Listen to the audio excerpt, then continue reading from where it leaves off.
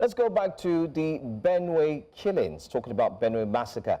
Well, let's quickly paint a picture for you. Now, allegedly, of course, we do hear that over 200 armed men reportedly stormed Yelwata community after dark on Friday, killing at least 100 people.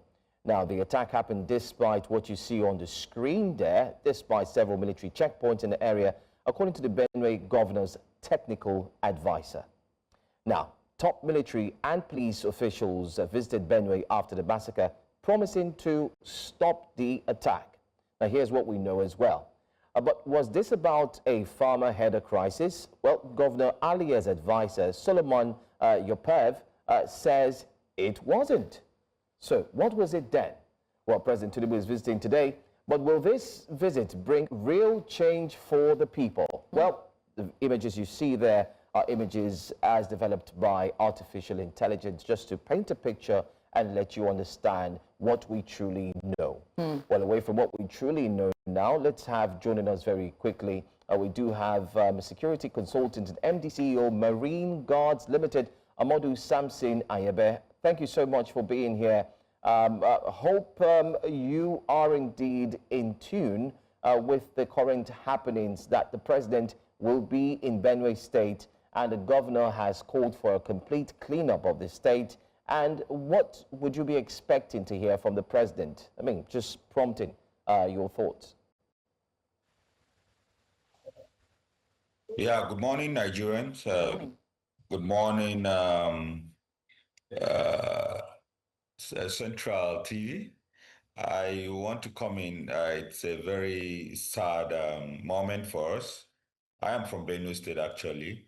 And then I expect that the entire government, the state government, should be mourning. And the president's visit for me is belated because we expect on the spot visits when things like this happen. You have over 200 people being killed. And what really bothers me is these guys that ride on motorbikes coming through major road. Yelwata is just on the major road when coming from Lafia before Daudu. So I don't know where and how in that numbers that they came in and nobody was able to abate that action until the damage has been done. Unfortunately, I am not expecting anything different from other responses we got when things like this happen. The president is just going because from all indication, it's going to be another fun fair. The president is visiting Benue State, but on a very sad note. I expect that the cleaning the governor is talking about, the blood, the stains should be left there.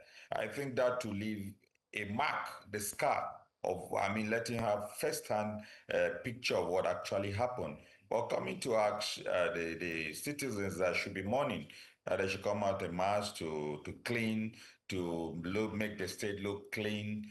He's not coming to commission any project, for God's sake. I feel that there's a misnomer in the case of that that letter or that memo that went around that citizens should come on en masse.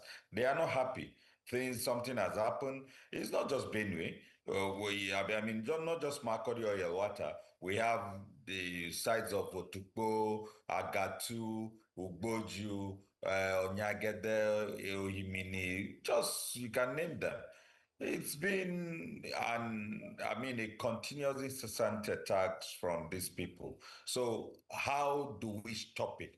I expect defense, the chief of defense staff and his service chiefs to put boots on the ground and then wipe these guys away. I don't want to believe that nobody knows where these guys camp, because the information is that these guys camp and they know where they camp.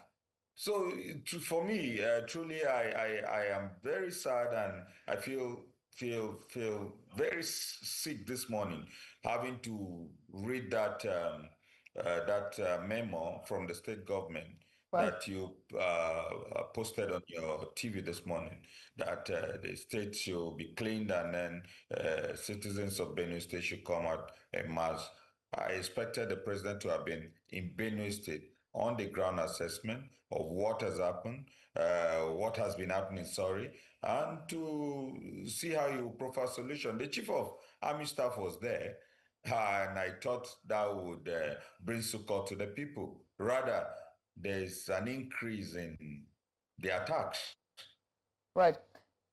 Mr. Ahmodu, I do have to ask about one thing which we're not putting into cognizance here or putting into, and that's the porous borders, right? You are an intelligence, personnel. You're the MDC of Marine Guards Limited.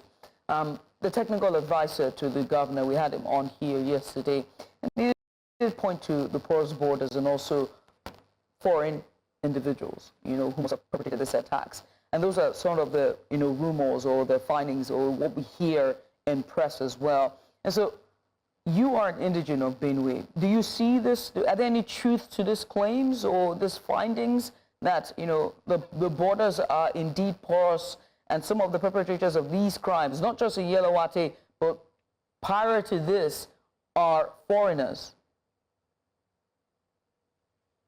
Well, these are not new news to Nigerians. We already have borders, that are porous. We have about, I think, 27,000 kilometers of, land borders with neighboring countries around. And then Benue specifically, there's Kwande local government. Kwande local government, where you have Adipo. The Adipo has a headquarters. It borders around Cameroon, and it's a stretch of almost 40 kilometers thereabout, if I have the stretch correctly. I want to say that whether foreigners, whether they are Nigerians, but of course they have their color.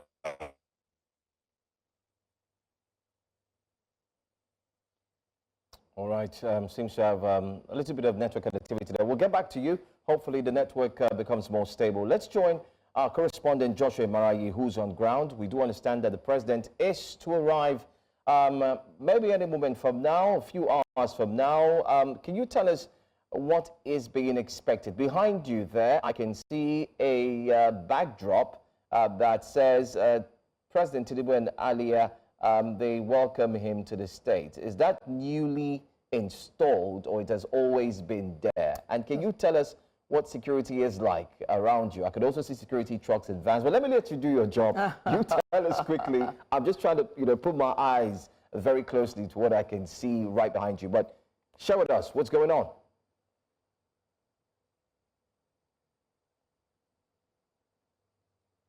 Good morning to you, Joe. I am live currently at the food basket of the nation, that is Benue State.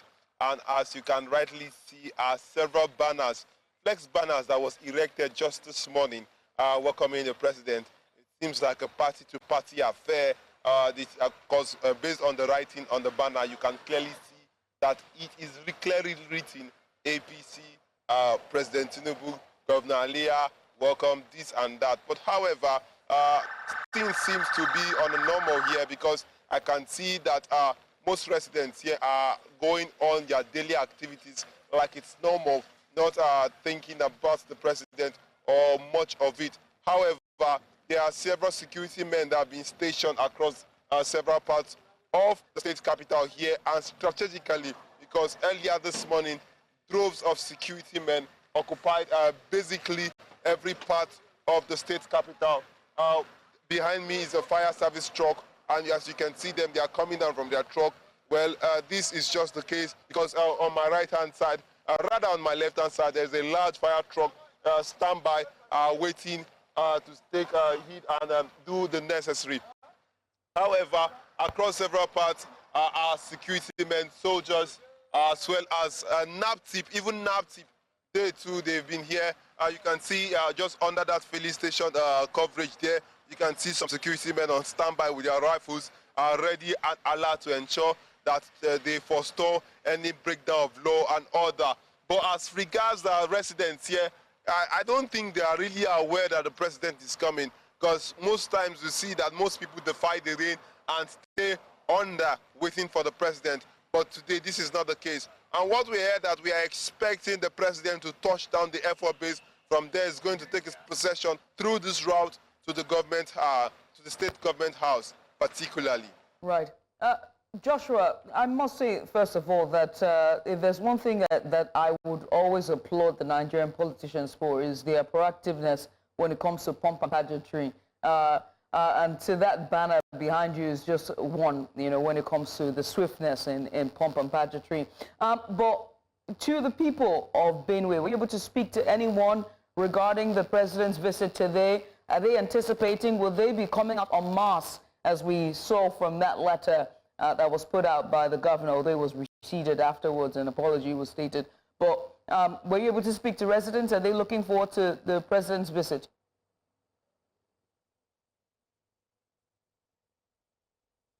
Yeah, I did that yesterday night, and I spoke to a couple of them who confirmed to me that, yes, they are expectant of the president's presence here. They believe that his visit would give a long-lasting solution to the situation, particularly the conflict that is ravaging several parts of the country. And they are expectant that the president will ask some questions, pertinent questions, and they'll be directed to the state governor as to how well is expending the security vote allotted and allocated to the state, as well as what is really going on. Of course, you know that the state governor is the chief security officer of the state, but notwithstanding, the bulk of the security intelligence stops at the table of the president. I expect that he too would be aware, because from his earlier message, he preached on reconciliation and dialogue. So maybe he's privy to some of the information we are not privy to, and well, we are hoping that those translate into action today upon the arrival of the president in Benue State. All right, Joshua. Thank you so much for the updates, and I'm sure you give us more updates as we count down to the arrival of the #1 citizen to Commander-in-Chief, President Bola Ahmed Tinubu, arriving in Benue State. And let's see what will be said. Thanks. We'll get back to you in between our conversation. Let's now pan back to the MD CEO, Marine Guards Limited, Ahmodu Sampson Anyebe, who has equally joined us to speak on the Benue State crisis. Mr. Anyebe, if you're there, can you also answer one very key question? You've also been at the security front in terms of your company, ensuring that you offer protection or services, as it were, to ensure that there are security, or there is security of lives and properties. Can you also share with us, as an expert, what you think may have gone wrong that granted access to these assailants to have made their way to Yelwata, spent 3 hours, and still walked out unscathed? Can you share with us what you think may have gone wrong? Possibly lapses or whatever it is, I mean, using your thoughts and experience. I wouldn't say, I think it would be uncouth to say it is a practice and then a tradition with the Nigerian security architecture, whereby we only react, not being proactive. Majorly, there should have been intelligence that these people are camped, and then they are approaching a certain community, and then such attacks will be warded off when there is proper intelligence. It starts with gathering intelligence, knowing the enemies, where they are camped and what routes they are coming, and then you ambush them. But that notwithstanding, I had a stint in Niger, and then Niger wasn't even on fire. So I kept warning. When I was attending to an interview with WeFM then in Abuja, I told them, I said, there are sleeper cells in Niger. And when those sleeper cells are, activated, there will be issues. And in just few months, Niger caught fire and it spread to other part of the Middle Belt. Because once they are on the motorbike, on their way coming to or going to any community, we get information. They call us that they've seen those guys on the bike, but we don't know where they are going to. And I'm sure such informations are being shared with the Nigerian military. But above that, technology, which I know that is not all of those that the military want to share and how they tackle these issues.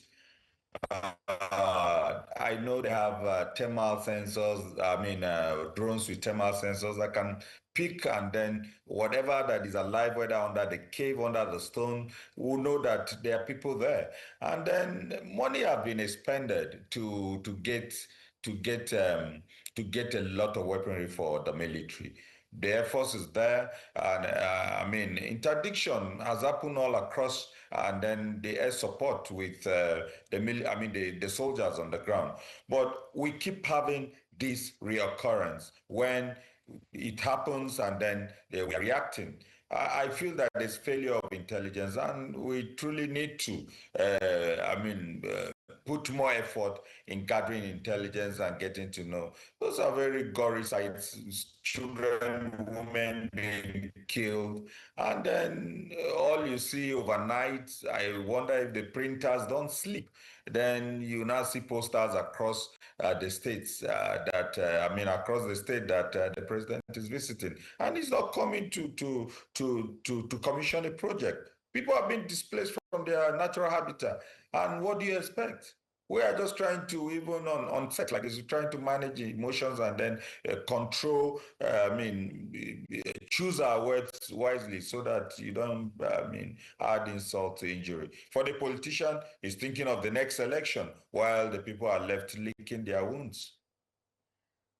Much ado about community policing. It's been talked about over and over again. There is the spokesperson for the Senate, and that's Senator Ahmodu, has now called for a security summit with all of the stakeholders, plus everyday Nigerians. And we do know that he said that they will be, of course, going into Benue today for a commemoration visit to the governor. Community policing has now come to the fore due to this discussion. Do you see community policing a solution to these killings? Because we have to bear in mind that this is as far back as 2023. Will it solve the issue? Well, we are in a very complex society where anything that is supposed to be for good might be taken advantage of. The fear of politicians hijacking the structure, if at all they are left to set up, community police. And then before you know it, it's going to be a tool in their hands to hunt down their enemies. But that notwithstanding, what is good is good. Let us start it first. I know that in every community, the district heads, which I refer to as the first-hand supervisors, security supervisors, they know the bad people around. They know the ones that can cause them problem. If you go to any community now, they will pinpoint the bad eggs for you. But what do you do? And how do you tackle them? So the community policing has been in the front burner for long. When money are expended, the government is talking about, recruiting forest guards up to 150,000. I think by privileged information that is ongoing.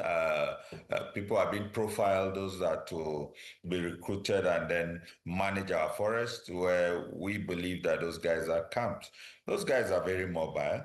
They move from one place to the other. They don't have a station camp, which I'm sure the military is aware of.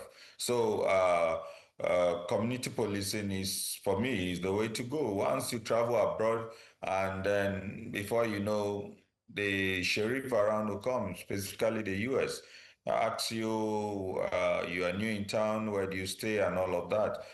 Then you need to just answer the questions correctly for you to enjoy your stay. Then you now talk about how proactive. Some, I don't want us to begin to compare ourselves to advanced countries like America. Vance Bosia also, that is accused of shooting the senator, the Democratic senator, where within 2 or 3 days, they hunted him down and he's being tried. So we expect the same thing here. The gap is being narrowed because the world is now a global village where we don't need to go through the path they went through to get to where they are. We can as well leap from jump and then have a double leap jump to get to where we are by borrowing lead from those countries that have gone ahead of us. I think the only thing we try to copy and will copy very well is the negatives, and that is very unfortunate. Very unfortunate indeed. Thank you so much, Mr. Anyebe, for speaking with us. And thanks for shedding more light on the current situation. Hopefully, the president's presence in Benue State will put an end to these incessant killings. Thanks for your time. We hope so.